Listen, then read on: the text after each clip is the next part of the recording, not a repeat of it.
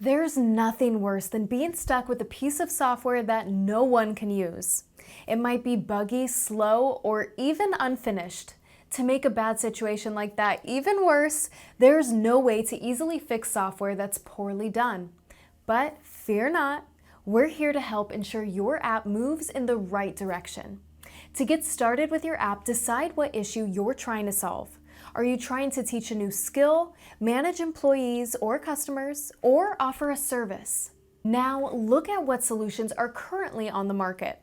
If there already is a solution, what would yours do differently? It's also important to think about your target audience. Let's use the Advantage for Kids app as an example. It's an app that teaches math and reading. The creators knew that their target audience would be kids between 2nd and 6th grade, so the app's visuals, user interface, and curriculum are all designed to be a perfect fit. If you're not quite sure about your audience, try to find statistics. Statista.com is a site that aggregates statistics from all over the internet. You can also try using a service like SurveyMonkey to gather data about your target audience. When you have a clear understanding of your app's purpose and who will be using it, you can move on to some of the more technical aspects. Start by creating a detailed outline of your app. Ask yourself questions like, what platforms do I need to support? iOS, Android, or both? This is also where research into your target audience will help you determine which age group, from which location, prefers which device. Will it connect to any external hardware? The developer will need to spend time with it, whether it's something commercially available or not. Do I need to store information on a database? An app will likely need somewhere to securely store information for its users. Try to be realistic in terms of functionality. Do your research ahead of time to ensure your idea is possible. If you're still unsure, then ask a developer to help clarify. Visualizing the app can also help. There are a ton of free wireframe programs you can utilize to build a simple click-through of your app. We'll put links to some in the description. If those are too technical, then good old pen and paper will do. App development is not simple. There are no real shortcuts. You may have seen no-code app builders out there, but they're very limited. There are a lot of freelance developers, but they come with their own set of limitations. An app developed by a professional, established development company will consist of a team ranging from 8 to 12 engineers. You should expect this development service to cost at least $40,000. A venture capitalist firm may fund app development if budget is an issue. We have an article about VC firms that you can find in the description. Also, be wary of low bids just to win your contract. They may leave you with unrefined code and then charge you more to fix it.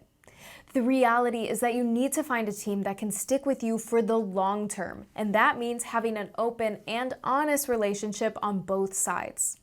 To ensure a quality app, you need to have realistic expectations on how long it will take. The more you push the limits by reducing calendar time, the worse your app is likely to be. The time to develop an app can range from 3 to 9 months. This development time depends on how complex the app is, how many changes occur during development, and how fast you communicate feedback to the developer. That, of course, goes both ways. Your developer needs to stick to a predefined schedule.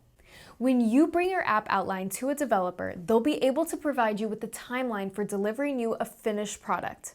They will break down the timeline into what are known as sprints, where the developer sends you periodic builds of your app for review. Don't forget to include time for release on app stores. Your app will need approval to appear on the App Store and Google Play. If your app gets denied, you'll need to set aside time to fix it.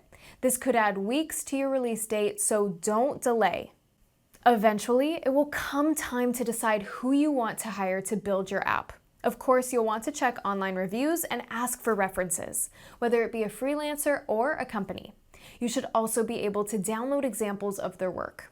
If their work is slow or crashes, you'll get a pretty solid idea of how your app would perform.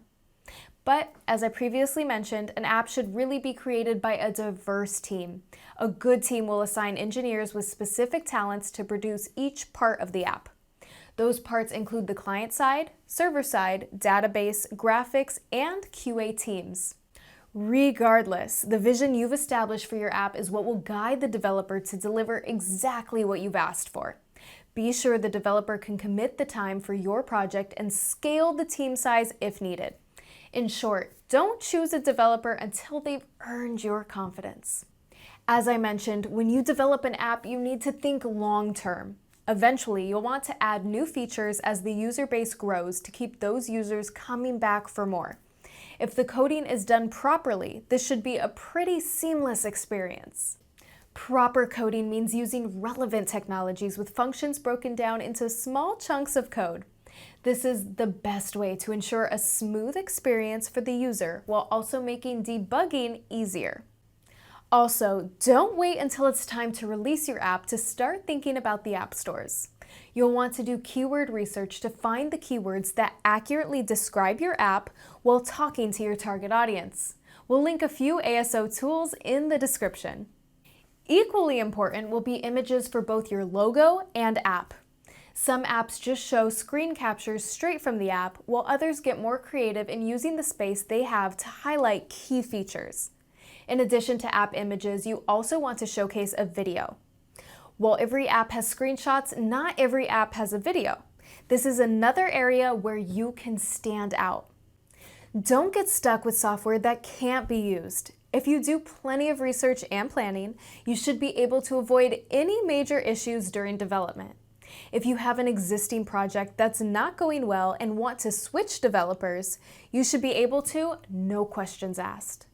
Our development team at Zico have been creating custom software for over 30 years. If you need a development team to save your project, get in touch by visiting zico.com or by calling 603-881-9200.